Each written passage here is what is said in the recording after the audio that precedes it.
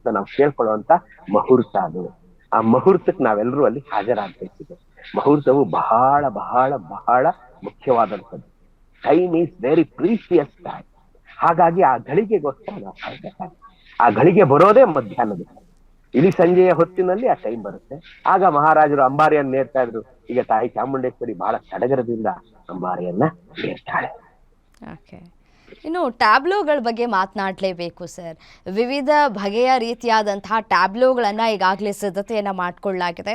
ಇದು ನಿಜಕ್ಕೂ ಹೇಳಬೇಕು ಅಂತಂದರೆ ಜನರನ್ನು ಆಕರ್ಷಣೀಯವಾಗಿ ಸೆಳೆಯುವಂತಹ ಟ್ಯಾಬ್ಲೋಗಳು ಅಂತಲೇ ಹೇಳ್ಬೋದು. ಈ ಬಾರಿಯ ಟ್ಯಾಬ್ಲೋಗಳು ಬಹಳ ವಿಶಿಷ್ಟತೆಯಿಂದ ಕೂಡಿದೆ ಸರ್, ಅದ್ರ ಬಗ್ಗೆ ಮಾತನಾಡ್ತಾ ಹೋಗೋದಾದ್ರೆ.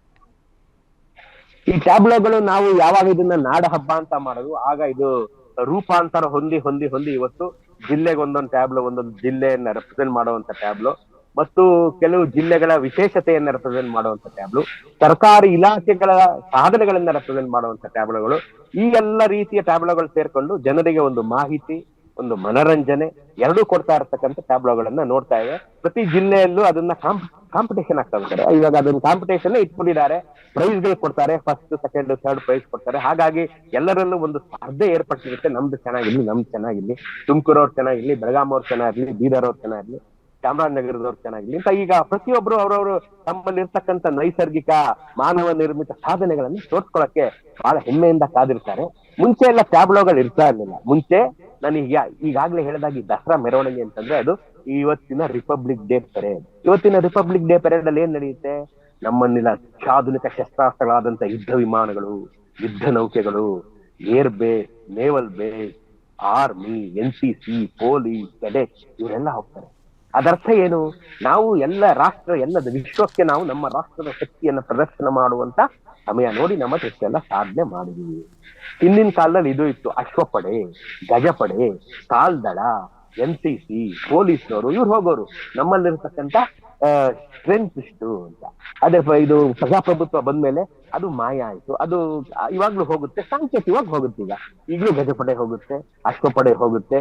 ಕಾಲ್ದಳ ಬದಲಿಗೆ ಪೊಲೀಸ್ನವರು ಮಾರ್ಚ್ ಪಾಸ್ಟ್ ಮಾಡ್ತಾರೆ, NCC ಅವ್ರು ಮಾರ್ಚ್ ಪಾಸ್ಟ್ ಮಾಡ್ತಾರೆ, ಪೊಲೀಸ್ ಬ್ಯಾಂಡ್ ಹೋಗುತ್ತೆ.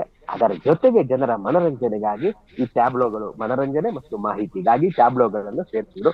ಇದು ಪ್ರತಿ ವರ್ಷದ ಒಂದು ಆಡ್ ಆನ್ ಅನ್ಬೋದು. ನಾವು ಆಡ್ ಆನ್ ಆಗ್ತಾ ಇರುತ್ತೆ. ಪ್ರತಿ ವರ್ಷ ಹೊಸದಾಗಿ ದಸರಾ ಪ್ರೊಸೆಷನ್ಗೆ ಏನ್ ಸೇರಿಸಬಹುದು ಅಂತ ಮಂತ್ರಿಮಂಡಲ ಚರ್ಚೆ ಮಾಡಿ ಒಂದು ಈ ರೂಪಕ್ಕೆ ತಗೊಂಡ್ಬಂದಿದೆ.